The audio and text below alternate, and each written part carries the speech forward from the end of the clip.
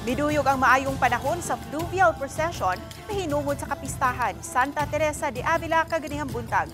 Misalmot ang gatusan ka mga sakinang pandagat nga milibot sa kadagatan sa dakbayan sa Talisay. Samtang gihulagway ni Police Lieutenant Colonel Mayla Maramag ang hepe sa Talisay City Police nga malinaw ra ang kalihukan. Alerto usab ang kapulisan sa paghatag og seguridad sa maong aktibidad. Alang sa mga miuban sa fluvial procession para sa ilang pangaliya ug pasalamat sa patrona sa Talisay. Samtang alas 5 karong hapon, gihimo usab ang solemn foot procession nga kabahin gihapon sa kapistahan Santa Teresa de Avila.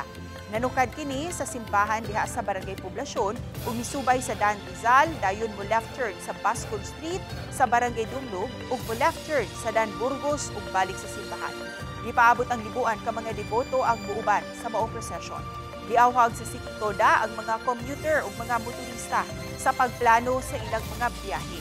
Manghinaot usab ang City Toda sa taas nga pasensya tungod sa pagbuot sa trapiko. Sa ulugon ug mga adlaw sa Talisay City ang 189 nga kapistahan Santa Teresa de Avila.